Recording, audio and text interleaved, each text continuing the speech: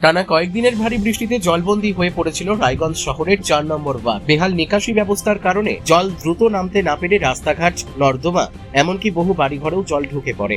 পরিস্থিতি আরো জটিল হয়ে ওঠে, কারণ পার্শ্ববর্তী ওয়ার্ডগুলির জলও এসে এই এলাকায় জমা হতে থাকে।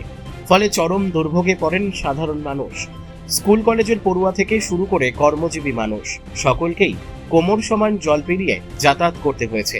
সবচেয়ে বেশি সমস্যায় পড়ে ছোট ছোট শিশু ও বয়স্করা। স্থানীয় বাসিন্দাদের অভিযোগ, দীর্ঘদিন ধরেই এই ওয়ার্ডে জল নিকাশির ব্যবস্থা রয়েছে। একাধিকবার প্রশাসনের দ্বারস্থ হওয়া, বিক্ষোভ ও পথ অবরোধ করেও স্থায়ী সমাধান মেলেনি। অবশেষে মঙ্গলবার রায়গঞ্জের বিধায়ক তথা দমকল ও জরুরি পরিষেবা দপ্তরের প্রতিমন্ত্রী কৌশিক চৌধুরীর উদ্যোগে রায়গঞ্জ দমকল কেন্দ্রের পাম্পসেট নামিয়ে জল নিষ্কাশনের কাজ শুরু হয়। আগুন নেভানোর গাড়িকেই এদিন জল সরানোর কাজে ব্যবহার করা হয়। কয়েক ঘন্টার প্রচেষ্টায় জমে থাকা জল অনেকটাই নামতে শুরু করলে স্বস্তির মুখ দেখেন এলাকাবাসী। রায়গঞ্জ দমকল কেন্দ্রের আধিকারিক রতন কুমার সিংহ জানান, বিধায়ক কৌশিক চৌধুরীর নির্দেশেই দ্রুত পাম্পসেট মোতায়েন করে জল নিষ্কাশনের ব্যবস্থা করা হয়েছে, যাতে সাধারণ মানুষের দুর্ভোগ কিছুটা হলেও কমানো যায়। এদিকে স্থানীয় বাসিন্দা তথা বিজেপির জেলা সহ সভাপতি মানস কুমার ঘোষ বলেন, গত প্রায় ৪৯ বছরের অব্যবস্থার ফলেই এই জলাবদ্ধতার সমস্যা তৈরি হয়েছে।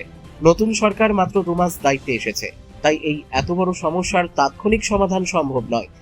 তবে খুব শীঘ্রই স্থায়ী সমাধানের জন্য প্রয়োজনীয় পদক্ষেপ নেওয়া হবে।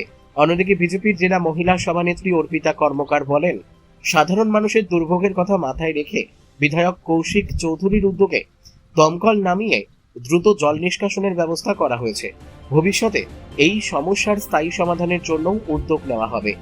দমকলের এই উদ্যোগে আপাতত কিছুটা স্বস্তি ফিরলেও এলাকাবাসীর দাবি একটাই, বর্ষা এলেই যাতে একই দুর্ভোগের মুখে পড়তে না হয়, তার জন্য দ্রুত স্থায়ী ও আধুনিক নিকাশি ব্যবস্থার বাস্তবায়ন করা হোক। রায়গঞ্জ থেকে রামকৃষ্ণ দাসের রিপোর্ট, কুলিক নিউজ।